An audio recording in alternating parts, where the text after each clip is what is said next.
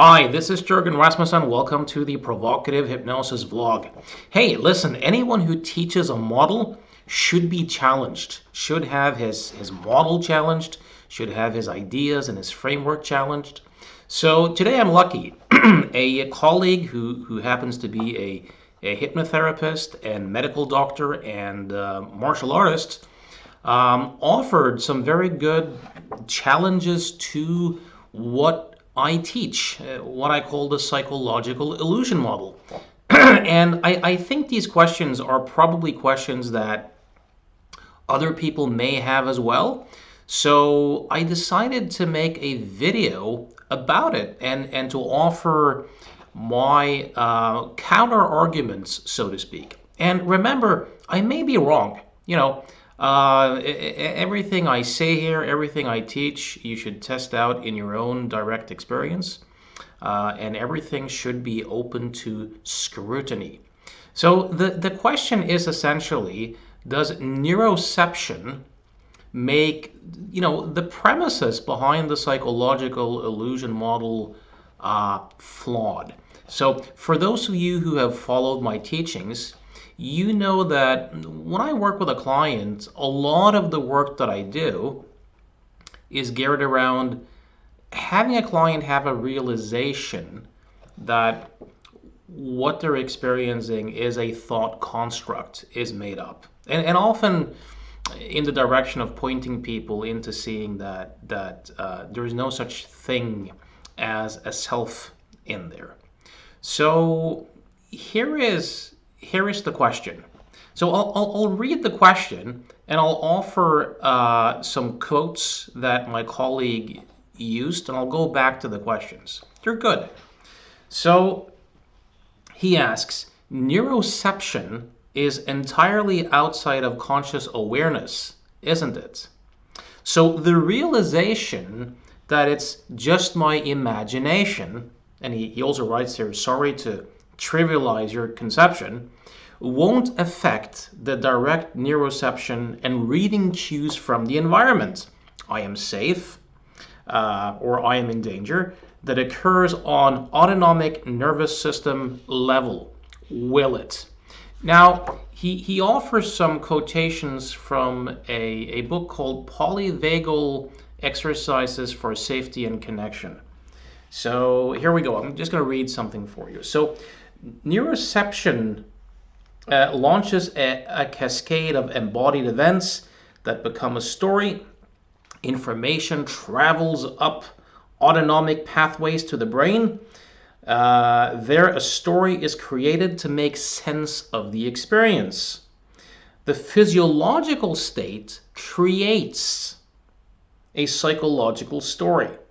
Using a metaphor of a river, imagine the flow of experience. At the river's source is neuroception, and at the river's mouth is the story. In between lie perception, autonomic state, feelings, and behavior. We're accustomed to entering the river downstream with feelings, behavior, and story, but neuroception happens at farthest point upstream.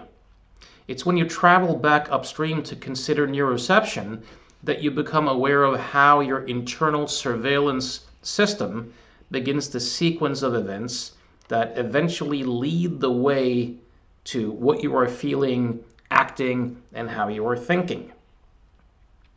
Attitudes, actions, and the way you see the world are the results of neuroception.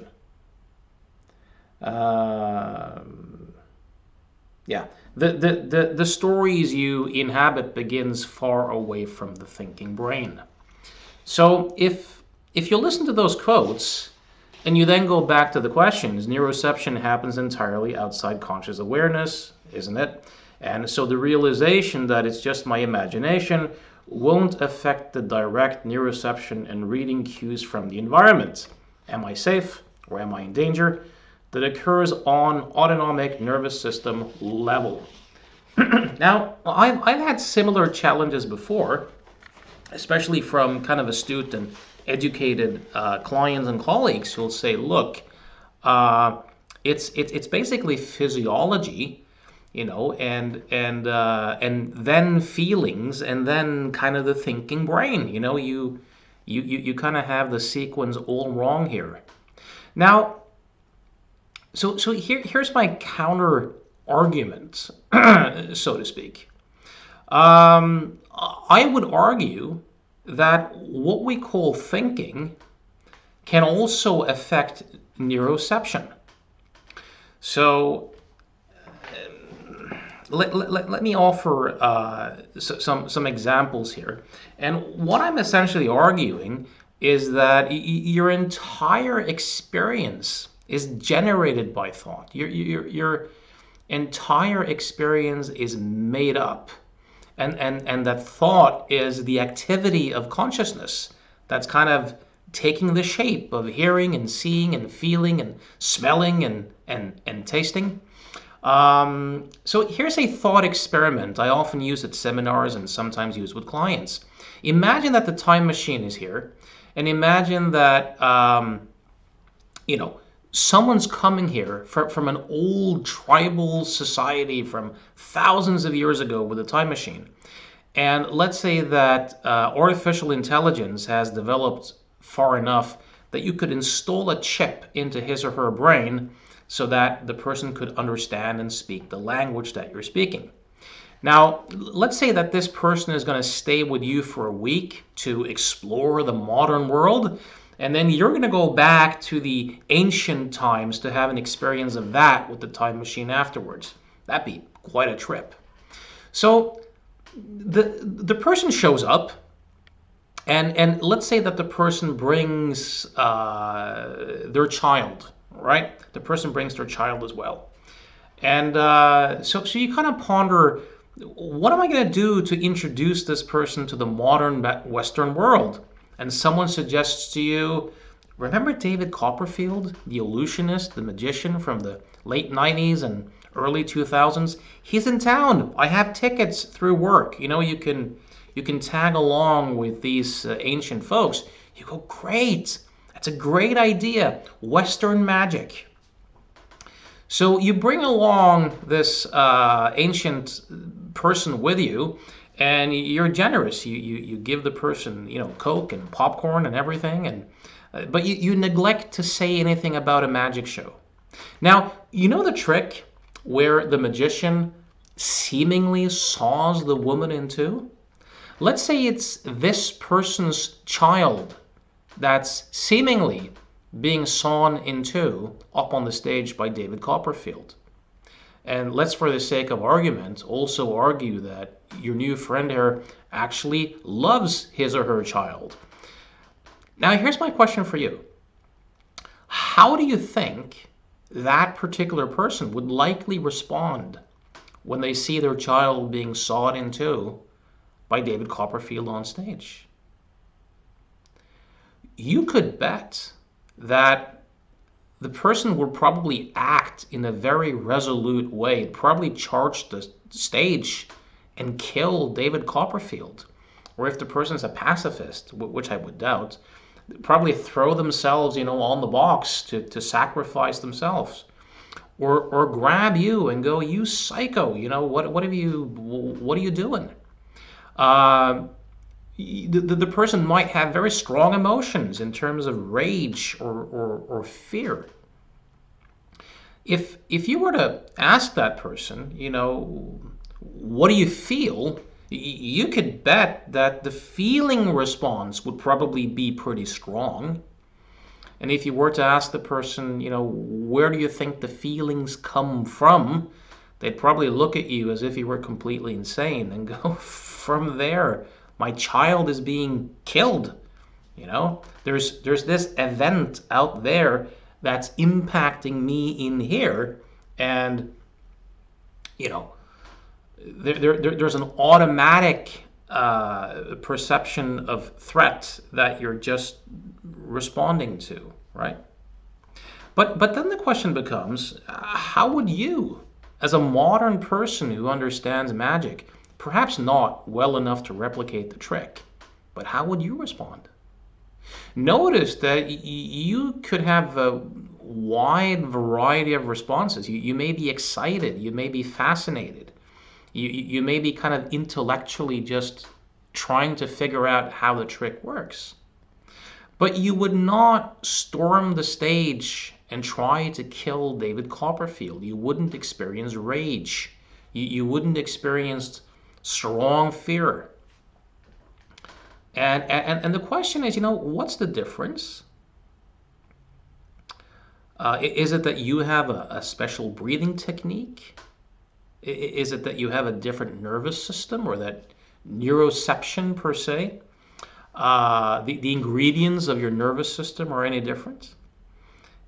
Is it that you're thinking any differently on a deliberate level? The answer is no. It probably looks as real to you as it does to the other person. The only difference is that you understand magic enough to know that what you're experiencing is a thought-generated illusion. It looks just as real, but there's a knowing, there's an understanding that this experience is all made up. And that understanding, or that insight, subsequently changes your automatic thinking, feeling, and behaving. It also is going to change how you neurologically process things and what you sense to begin with. So this is I wrote something down here. So what difference does it make to realize that your experience is a thought construct? Well, imagine driving on a road, when it looks like it's full of water. It looks like the road is full of oil. Whether you know that's an illusion or not matters a lot. Like if it really looks that way and you don't know that it's an illusion, you're going to have very different feeling, behaving, instinctual behaviors than if it looks just as real, but you in the back of your mind know that the experience is a thought-generated illusion. You're just going to drive straight through. Or we could use another example. Let's say that this person came here from the ancient tribe again, and you took him to a movie, and this person doesn't understand film. He has no concept of film, but you have, right? So let's say you're watching a really good movie, and the hero in the movie gets shot. You might both have emotions. You might both respond because you're in the movie, right? And you don't have any control of your thoughts or any control of your feelings per se. But if I was that ancient guy who didn't understand film, and the hero in the movie was shot, I'd probably leap from my seat way before the guy in the movie got shot. But I might grab you and pull us both down to the floor. Or I might attempt to do some sort of CPR, on the guy who was shot. Or I might try to attack the gunman or to chase him down. For me, it looks like a problem to be solved.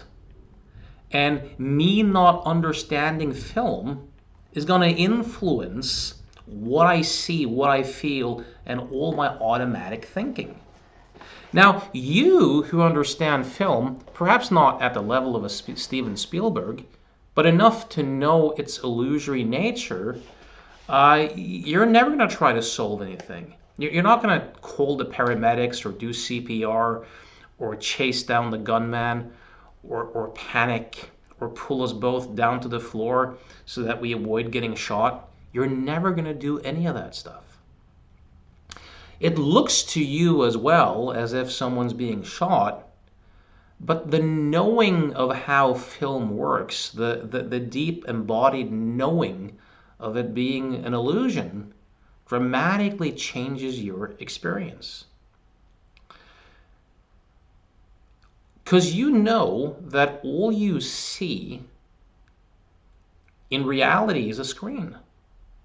It seems as if you see someone being shot, but in reality you're just seeing a screen. That's the reality behind the illusion. So if you were to begin to freak out, the only thing you would really need to do would be to reconnect with the fact that you're seeing a screen. You always saw a screen. It's just a matter of reconnecting with that fact. My good friend and colleague Howard Cooper sometimes tells the story of how he, as an 8-year-old kid, one night fell asleep and he woke up and he was screaming because it looked as if there was a man, a strange big man in his room. He was screaming and his parents came in, turned on the lights, and there was no one there. And I think it was his father who was able to show him that this was all some sort of illusion. A coat was hanging there, and some play of light, and your brain kind of fills out the rest. So when they turned the lights off again, it could still look as if there was a person there, but there was no longer a fear response. Probably looked the same. It was always a thought construct, but now there was a knowing that it was a thought construct in recent time.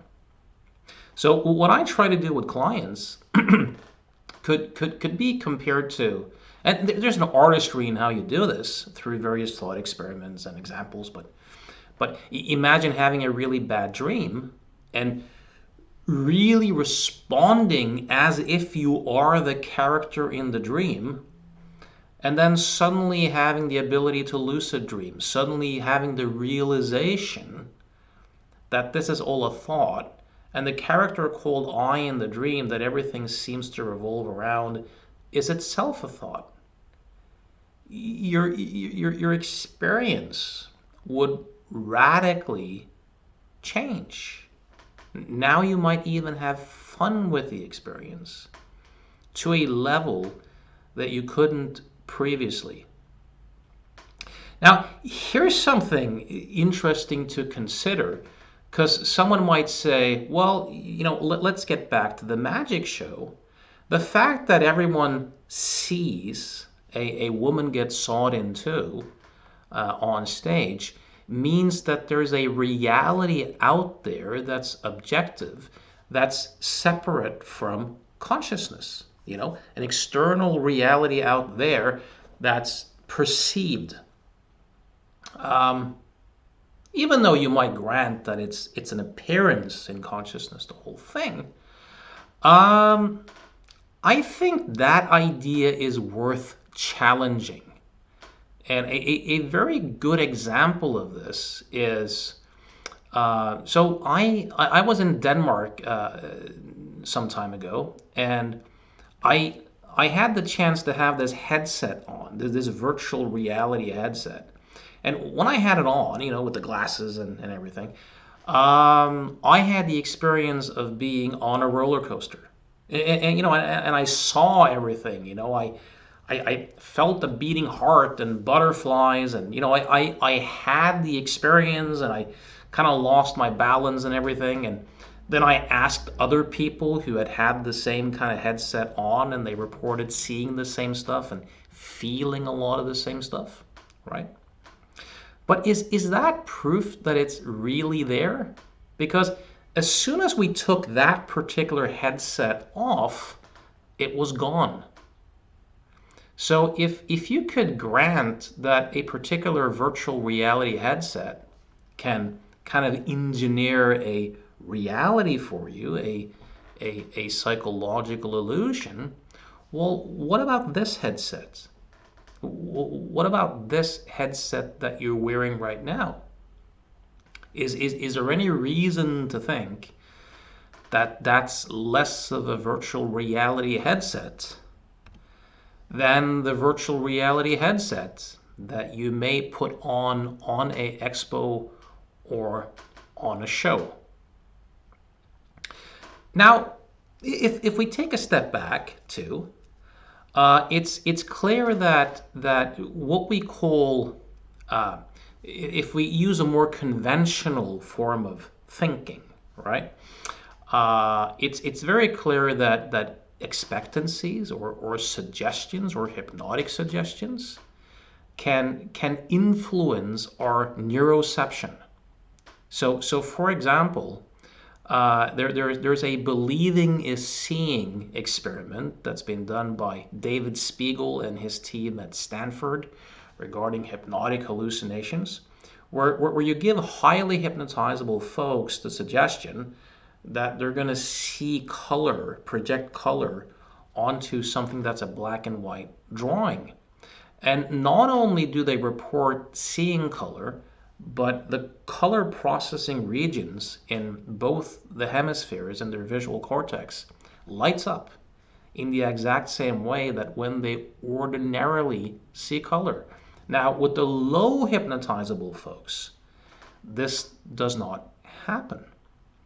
So in this case, it's very clear that a hypnotic suggestion can then influence, call it neuroception, the pre-verbal, pre-story, neurological processing that seems to be going on before anything reaches conscious awareness. So when someone sees that some experience is an illusion, that's also, in a sense, a realization with some suggestions that will impact things at a pre-verbal level for what the senses pick up and what appears to you as your experience the next time around. We can go outside we can also go outside of the hypnotic context, and let's just look at the power of intent in daily life. I'm not much of a morning person, but one ability I have is that I can set the intent to wake up at a particular time the following morning, and I almost always do before the alarm clock. Now, I'll fall asleep again really fast if I don't get up or don't do something with the alarm, right? But that intent can then influence the kind of unconscious processing in such a way that reality appears the way it does. Or, since I know that this particular colleague also has a martial arts background, here's what I think is a good example. If we go to the gym and we decide to do some rounds of Muay Thai, Thai boxing sparring, we're going to be throwing, leg kicks and knees, and we're going to clinch, and we're going to box, and we're going to throw head kicks and all sorts of stuff. Now, if we're in a flow state, this is all non-volitional in a sense. There's no thinking in the conventional sense involved. It's just responding in the moment, right? So you could say that you could say that our thinking process has very, very little to do with it. Now, while this is all non-conscious in a sense and kind of automatic happening in a flow state, everyone who's done this knows that if we decide for the next round, let's just box, just Western boxing. There's no low kicks, there's no knees, there's no high kicks, there's no sweeps, there's nothing. If we decide that and we set that intent, none of us are going to automatically, reflexively, instinctually counter a punch with a low kick. It's just not going to happen. Because the intent and the context is different. We could then, for the next round, go, hey, let's go, American kickboxing rules, kicking above the waist. And none of us are going to throw a low kick. And we might then decide later to do a kind of self-defense simulation, or we might decide to do a round of MMA sparring. And now suddenly one of us, without thinking, as a response to the other person throwing a large punch, might shoot for a double leg and take the fight to the mat. But none of us are ever going to do that during the conventional boxing round. So these are interesting aspects to consider. There's also something else here that's kind of interesting. Let me find this here. Yeah, the physiological state creates a psychological story. Now the question is, does it? Does any physiological state create a psychological story in any mandatory way? I would suggest that it doesn't. I would suggest that what you call the physiological state offers some raw material for the storytelling capacities to make emotional experiences out of. So there's a psychologist by the name of Lisa Feldman Barrett who's written a very interesting book called How Emotions Are Made, which kind of challenges the notion that emotions are innate and triggered. This is more a perspective that they're created. It challenges a lot of Paul Ekman's teachings. I'm not saying that she's necessarily completely right, but it's really interesting. And she talks about how, depending upon the context, we may take the same states of arousal or pleasantness and unpleasantness, create different stories, and thereby have different emotional experiences. So she talks about one example where she was working and there was this coworker who was trying to hit on her and she wasn't interested, and one day she said yes to go to dinner, and she kind of not rejected but regretted doing so because she didn't feel any attraction for him and felt that she was kind of just exploiting him for food. But they ended up at the restaurant, which was kind of a romantic scenery, and suddenly she started having some increased heartbeats and some butterflies, and she was self-conscious, and she suddenly went, shit, I was wrong. Clearly I am attracted to this guy. Maybe there's something here. And she was happy that she had accepted the date and agreed to go out with him again. And then he drove her home, and she got inside her apartment. She puked and ended up with like a really severe flu, which for her was interesting because she kind of tied that to the attraction experience and thought, look, there was a virus in my body, obviously a lot of stuff happening, changes in temperature and heartbeat and blood pressure and skin response and all sorts of stuff. But given the context being a potentially romantic one, her brain kind of then created a story that then turned it into the emotion of attraction. But let's say that she was a jury member, for example, on a trial. In that particular context, maybe there would have been an interpretation that I get a funny feeling about this particular witness. I think she's lying. Might be a very different, but created out of the same, call it physiological state. So these are some initial responses to my colleague. I'm going to make a part 2 to this as well that I'm probably going to make tomorrow or the day after, because I also want to challenge a little bit the kind of materialist deep assumptions that the question seems to be rooted in.